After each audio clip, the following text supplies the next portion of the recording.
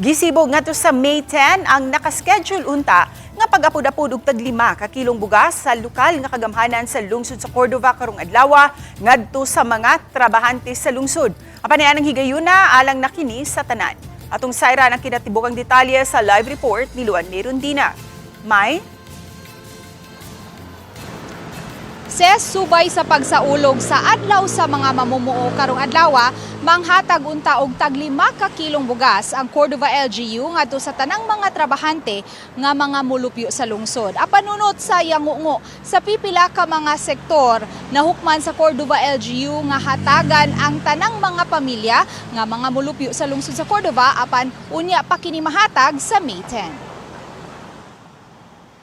Kagahapon pa napahimutang sa sports complex sa lungsod sa Cordova ang mga sinakong bugas nga bahin-bahinon ngadto sa tag 5 ka kilo aron maapod-apod kini ngadto sa tanang mga trabahante nga mga residente sa lungsod sa Cordova.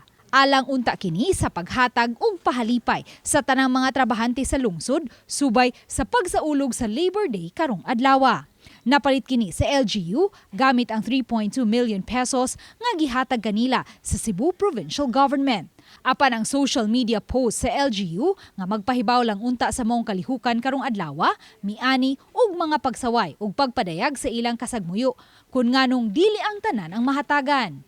Ang maong comments nabasa ni Mayor Cesar Didoy Suwan ug human sa pipila ka oras ni pagawas og video message si Suwan nga nagpahibaw nga gipospone ang pagpanghatag og tag 5 ka kilong bugas ngadto sa May 10 ug ang tanang pamilya na nga mga mulupyo sa Cordova ang mahatagan. Kaganihang buntag, gitigom ni Mayor Suwan ang tanang mga barangay kapitan ug barangay secretary sa lungsod. Kini aron masubay kung pila gayud ka mga residente sa ilang barangay ang ilang na profile. Matod sa mayor, nasabta niya ang sentimiento sa mga Cordovanhon, ilabi na niadtong mga pamilya nga walay mga sakop nga nanrabaho ug nanginabuhi lang sa pagpaninda ug ginagmay. Aminado ang LGU nga manginahanglan gayud sila ug dako-dakong pondo ilabi na kay posibleng anaa sa 24,000 ngadto sa 27,000 ang mga pamilyang residente sa Cordova. No one will be left behind ato yung tagaan ang tanan nga naa namuyo sa lungsod sa Cordova.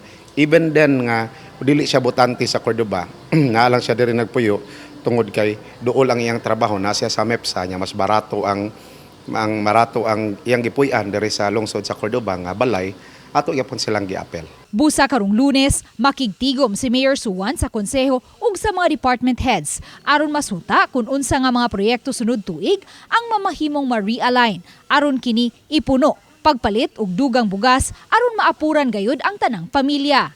Katong mga budget sa nga or projects nga makaya nga sa sunod tuig na namo trabahoon, tagaan og pagtagad amo lang sang ibutang sa sunod tuig. Unahon sa namo karon ang pinakamos nga panginahanglan sa kinatibuk ang katawhan sa lungsod sa Cordova.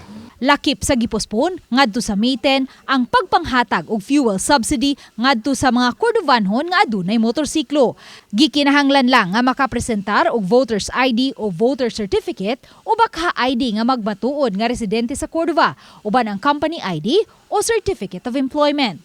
Ang pagpanawat sa maong mga rekisito himuon sugod Martes hangtod Biyernes sunod semana sa sports complex. Bisan pa og kato nakaapil naglinya miaging buwan nga atong natagaan, apil gyapon sila nga matagaan. So more or less nag-allocate og mga 4,000 ka trabahante nga atong tagaan og kanang gasoline subsidy.